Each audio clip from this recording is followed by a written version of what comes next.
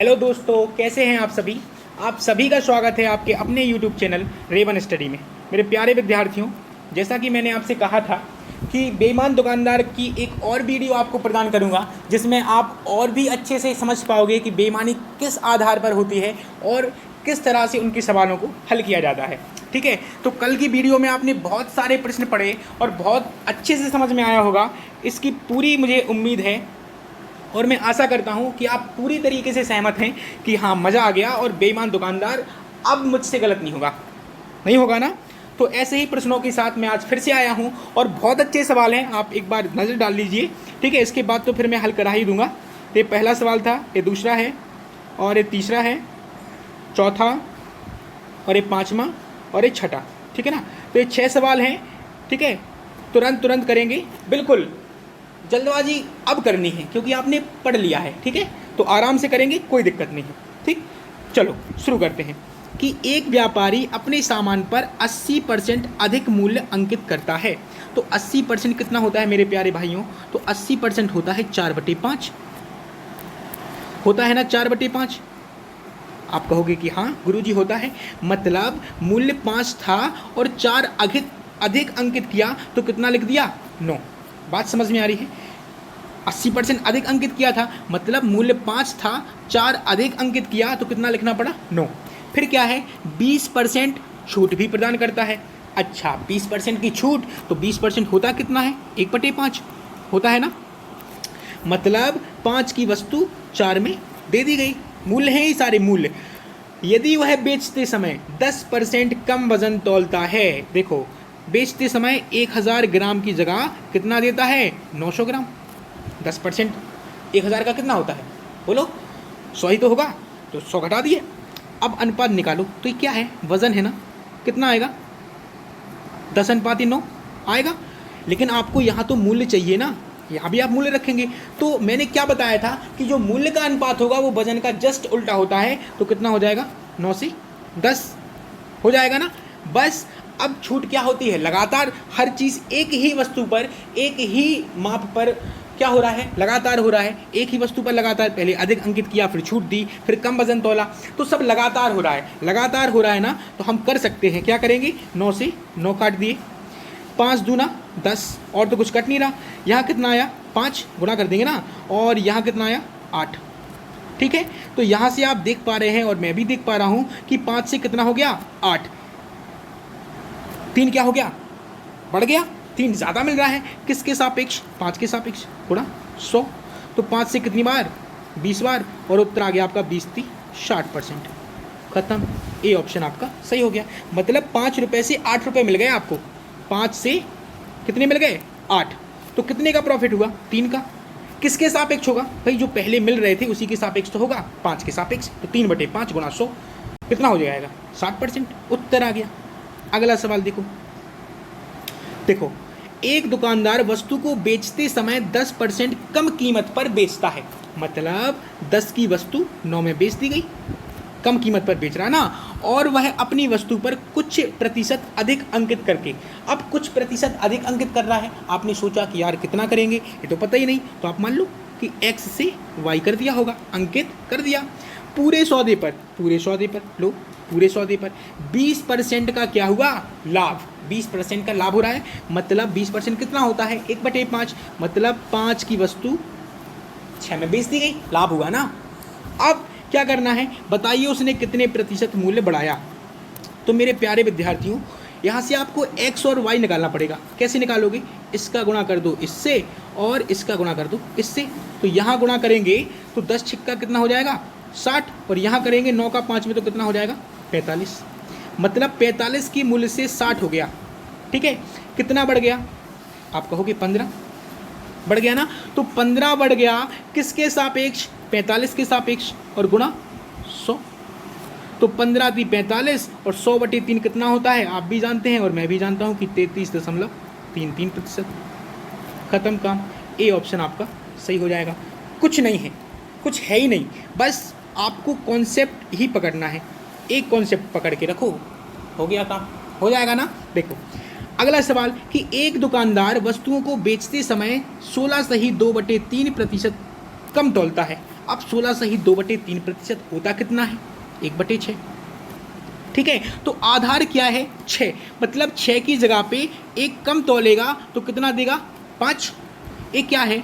Wait है। Wait मतलब वजन है, और आपको प्राइस चाहिए तो कितना हो जाएगा? 5 से 6, क्योंकि उल्टा होता है ना अनुपात, उल्टा। तो आप यहाँ रखते हैं तो यहाँ रख लीजिए। फिर वह अपनी वस्तुओं पर कुछ प्रतिशत अधिक अंकित करता है, नहीं पता तो x से y। पूरे सौदे में 25% का होगा लाभ। देखो, अंकित करके 25% लाभ कमाता है, तो आप कमा लो लाभ। 25% कितना होता है बोलो? 1/4, मतलब 4 से 5। है ना, बात समझ में आ रही है? अब यहाँ से क्या करना है आपको? x और y का मान चाहिए, तो क्या करेंगे? 5 का गुणा इधर कर दो, 6 का गुणा इधर कर दो। कितना आएगा? यहाँ करेंगे 6 का तो आएगा 24, और यहाँ करेंगे 5 का तो आएगा 25। कितने प्रतिशत मूल्य बढ़ाया गया? तो 24 से बढ़ा दिया गया और लिख दिया गया 25। कितना बढ़ा? 1। किसके सापेक्ष बढ़ेगा? पहले वाले के सापेक्ष। तो 24 और गुणा 100।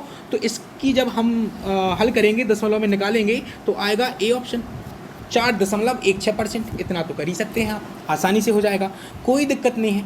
नहीं है ना, परेशानी नहीं हो रही है, बिल्कुल आसानी से हो गया, बिल्कुल हो जाएगा, कुछ दिक्कत है ही नहीं मेरे ख्याल से, आपको भी नहीं होगी। चलो अगला सवाल। अगला सवाल बहुत बेहतरीन।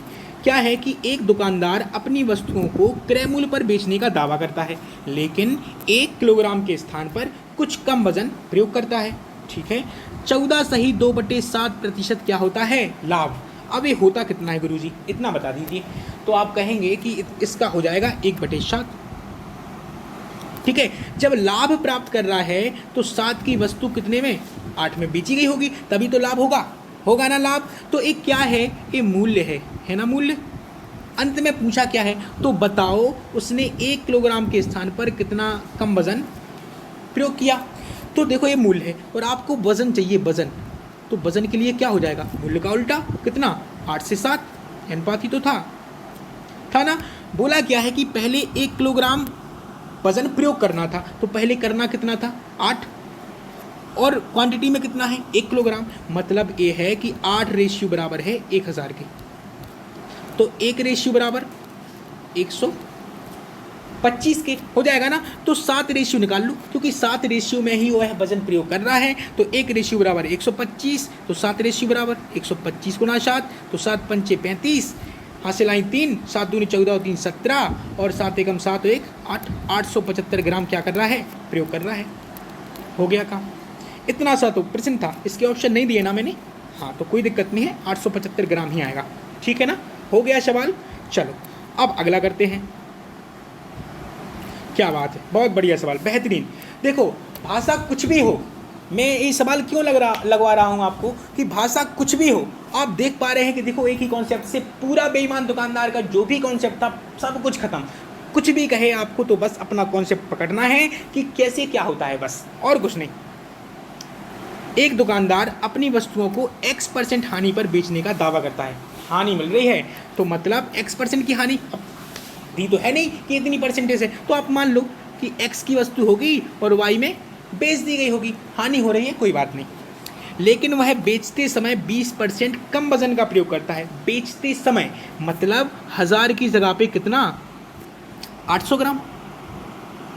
1000 ग्राम की जगह पे 800 ग्राम क्या कर रहा है? वो तौल रहा है। 1000 का 20% कितना होगा? इतना ही आएगा। 20% कम वजन तौलेगा तो इतना ही आएगा। 200 ग्राम होता है ना 1000 का 20%। ठीक है, तो इसका आप जब अनुपात बनाएंगे तो कितना आएगा? 10 से 8, और भी काट लो, 2 पंचे 10 और 2 चौके 8। ये अनुपात किस में है?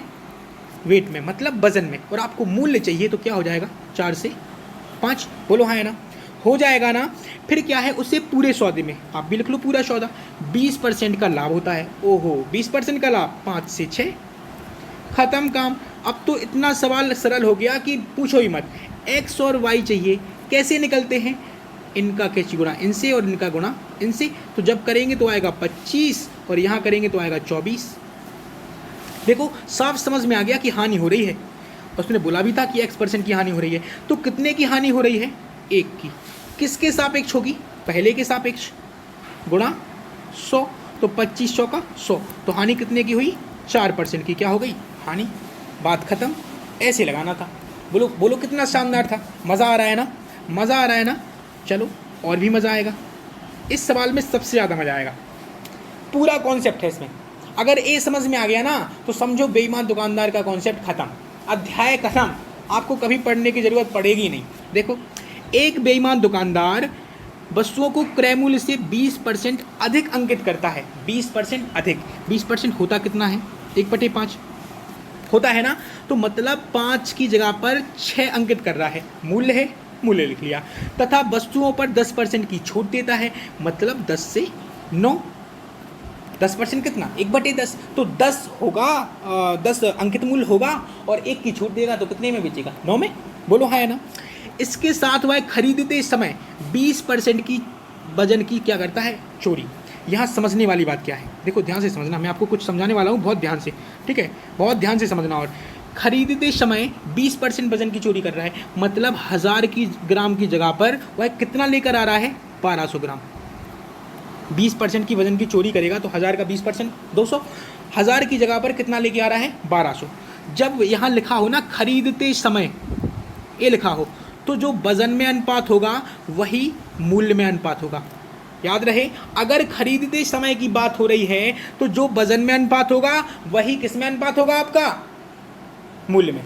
निकालो, 2 बिंदी से तो 2 बिंदी कट गई, 2 पंचे 10 और 2 छक्के 12, तो 5:6 है, तो 5:6 ही रहेगा आपका मूल्य में अनुपात। ये आप गांठ बांध लो बात को, सिर्फ खरीदते समय। अगर बेचते समय की बात है तो आप वजन को उल्टा कर दो, बस। ये समझ में आ गया, तो 5 से 6 हो गया ना। बेचते समय 10% वजन की क्या करता है, चोरी। पहले तो इसको साफ करो, यहाँ बिल्कुल साफ करो, ऐसे, अभी और अच्छी समझ में आएगा। देखो पूरा कॉन्सेप्ट है, मैंने बोला ना, कॉन्सेप्ट में कमी नहीं होनी चाहिए, समझ में भरपूर आना चाहिए। तो 10% की चोरी करता है कब, जब वह बेचता है, मतलब 1000 ग्राम की जगह पर कितना ग्राम तोल रहा है, 900 ग्राम। तो बस अनुपात बनाओ, 2 बिंदी से 2 बिंदी कट गई, 10 अनुपात कितना आ गया, 9। एक क्या है, वजन। अब चूंकि लिखा है यहाँ बेचते समय, अगर बेचते समय चोरी कर रहा है तो जो वजन में अनुपात होगा, अगर मूल्य में पूछे आपसे तो जस्ट उल्टा, कितना, 9:10। बस खत्म, काम हो गया, ये करना था। बात समझ में आ गई, ये सारे मूल्य ही तो हैं। अब आप कर सकते क्या, देखो काट लो ना, देखो 9 से तो 9 कट गया, ये 10 से 10 कट गया, और कुछ कट रहा क्या, गुणा करना है बस। तो ये 25 हो गया और ये 36 हो गया, तो कितना मिल रहा है, 11 मिल रहा है ना। किसके सापेक्ष, 25 के सापेक्ष, गुणा 100, तो 25 चौके 100 और 11 चौके कितना आया, 44% का क्या हो गया, वास्तविक लाभ। बात समझ में आई, बिल्कुल समझ में आई होगी कि खरीदते समय वजन और मूल्य में समान अनुपात होता है, अनुपात चेंज नहीं होगा। बात समझ में आ रही है। और बेचते समय खरीदने जो वजन का अनुपात है उसका जस्ट उल्टा मूल्य में अनुपात हो जाता है।